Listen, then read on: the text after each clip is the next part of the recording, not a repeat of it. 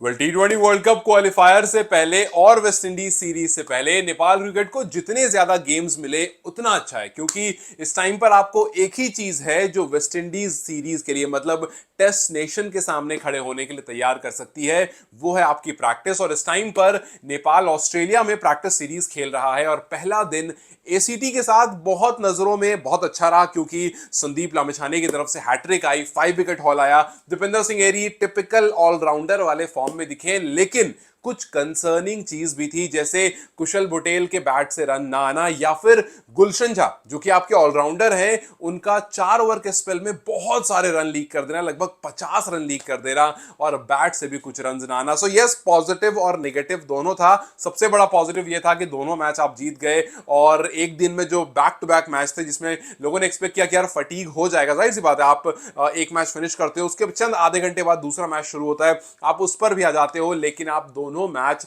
Dominate करके जीतते हो। पहला मैच कुछ 40+ रन से जीतते हो, दूसरा मैच 6 विकेट से जीतते हो। लेकिन वही सवाल कि यार क्या जो नेपाल ए वाली सीरीज है उस पर नजर इस तरह से होगी कि कुछ प्लेयर्स यहां से रिप्लेस किए जा सकते हैं। खैर, इस बारे में डिस्कस करूंगा, लेकिन पहले आपको आज क्या कुछ हुआ उसके बारे में बता देता हूं, बिकॉज वहीं से आपको आइडिया लग पाएगा कि जो नेपाल ए वाली सीरीज है जो कि आसाम में होने वाली है, उसमें से क्या कुछ प्लेयर पिक होकर के इधर आ सकते हैं या नहीं आ सकते। सबसे पहले आज दिन था संदीप लामिछाने का और दीपेंद्र सिंह ऐरी का। संदीप लामिछाने ऑब्वियसली हैट्रिक ली उन्होंने, और हालांकि उनको 2 बार मौके मिले। पहली बार उन्होंने 2 विकेट ली, तीसरी विकेट पर जो हैट्रिक बॉल थी वहां पर अंपायर ने आउट नहीं दिया। अपील काफी तेज की थी बट वहां पर आउट नहीं दिया गया। फिर उसके बाद अगले ओवर में जब वो गेंदबाजी करने आए तब 2 विकेट फिर ली, लेकिन ओवर खत्म हो गया।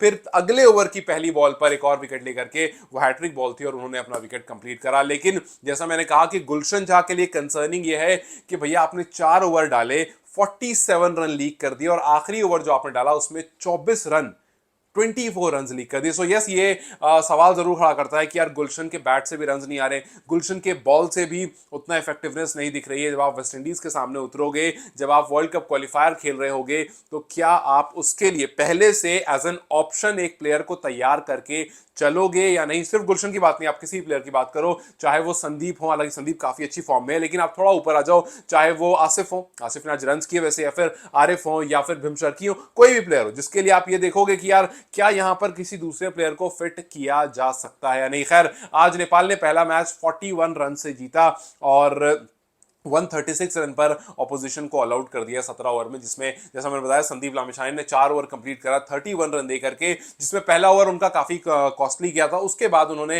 विकेट्स लेना शुरू किया और हैट्रिक कंप्लीट करा। आई एम वेरी श्योर कि संदीप काफी ज्यादा कॉन्फिडेंट होंगे। उसका रीजन ये है कि यहां के बाद जब आप आगे खेलोगे, यूएई वाला जो मैच है जहां आप यूएई में खेलोगे, वो आपको स्पिन को असिस्ट करता है। सो यस, संदीप जैसा गेंदबाज खुश इसलिए होगा कि बॉल अब उसके हिसाब से चल रही। स्पिनर का सबसे अच्छा माइंड फ्रेम तब होता है जब बॉल उसके हिसाब से चल रही होती है, जहां वो डालना चाहता है वहां डल रही होती है, जितना रोटेशन वो बॉल में निकालना चाहता है उतनी रोटेशन बॉल में निकल रही होती है। ज्यादा रोटेशन मतलब अगर आप फ्लिपर मार रहे हो तो अच्छी फ्लिपर जाएगी, अगर आप रॉन्ग वन डाल रहे हो अच्छी रॉन्ग वन जाएगी। तो सारी कहानी रोटेशन पर है, और संदीप मस्ट बी हैप्पी कि यार वो उनके हिसाब से हो रहा है। और आज 5 विकेट हॉल जो था उसका एक बहुत बड़ा एग्जाम्पल था। हालांकि जो 2 मैच खेले गए उसमें प्लेइंग 11 बिल्कुल सेम नहीं थी, किसी में कुछ प्लेयर्स को रेस्ट दिया गया और किसी में आपको कुछ प्लेयर्स सिमिलर दिखी। जैसे आपके सामने पहले मैं प्लेइंग 11 बता देता हूं कि दोनों मैच में कैसी कैसी प्लेइंग 11 रही। जो पहला मैच था उसमें रोहित कप्तान थे, कुशल बुटेल, आसिफ शेख, भीमशर्की, दीपेंद्र सिंह आयरी, आरिफ शेख, गुलशन झा, लोकेश बाम, रुपेश, करण केसी, संदीप लामिछाने, ये 11 पहले वाले मैच की थी। जो आपने अच्छा खेला, आपने डोमिनेट करा और काफी अच्छी परफॉर्मेंस आपने दी।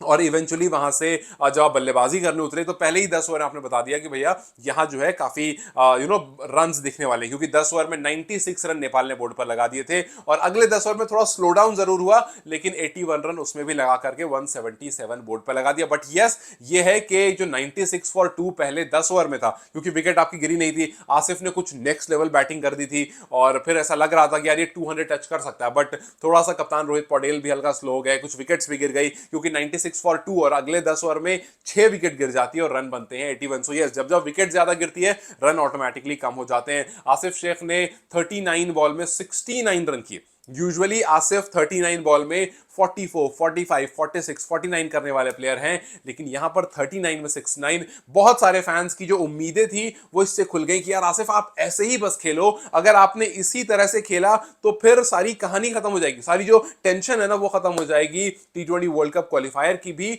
और वेस्ट इंडीज सीरीज की भी, बिकॉज वी वांट समवन जो ऊपर से आकर के रन्स बनाए, जो पावर प्लेज में आकर के रन्स बनाए। और अगर आसिफ इस तरह से कर पाते हैं देन फिर जो पावर प्ले वाली ट्रबल है, जो टॉप ऑर्डर वाली ट्रबल है, वो बड़े आराम से सॉल्व हो जाएगी।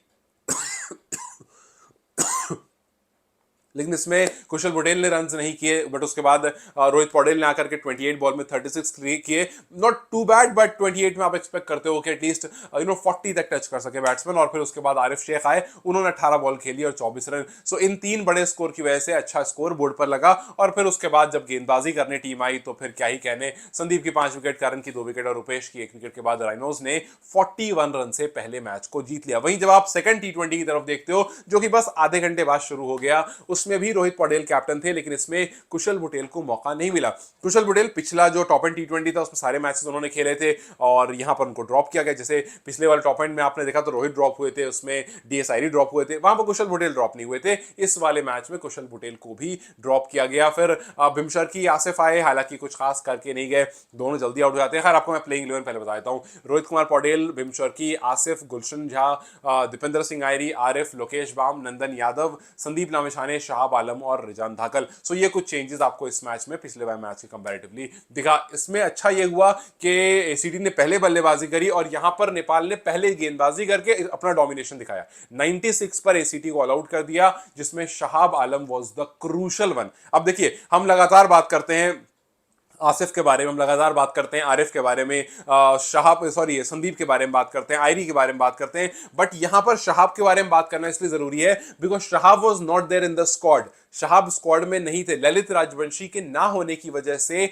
शहाब को लास्ट मोमेंट पर ऐड किया गया और जिस जिस मैच में शहाब रहे हैं हर मैच में उन्होंने प्रूव करके दिया है कि वो कितना क्रूशल एसेट है। और स्पिन बॉलिंग जो कि नेपाल का स्ट्रेंथ है, आप सोचो कि ऑस्ट्रेलिया में जाकर भी विकेट्स कौन ले रहा है? संदीप 5 विकेट ले रहे हैं, शाहब आलम 4 विकेट ले रहे हैं, दीपेंद्र आयरी 4 विकेट ले रहे हैं, रोहित पौडेल विकेट ले रहे हैं। सो आपके स्पिनर्स जो हैं वो उस कंडीशन में जहां बहुत ज्यादा स्पिन से हेल्प नहीं मिलती है वहां भी जाकर के आप अपना कारनामा करके दिखा रहे हो। तो दिस प्रीटी मच शोज के ये आपके आर्सेनल में सबसे स्ट्रॉन्ग वेपन है और आपको इसको यूज करना है, चाहे आप वेस्ट इंडीज से खेल रहे हो, चाहे आप ऑस्ट्रेलिया से खेल रहे हो, चाहे आप जाकर के T20 वर्ल्ड कप क्वालिफायर खेल रहे हो, फर्क नहीं पड़ता है। बात सारी है कि जो आपकी स्ट्रेंथ है आपको उससे खेलना। नेपाल का अच्छा चीज ये है कि आपके पास वैरायटी बहुत सारी है।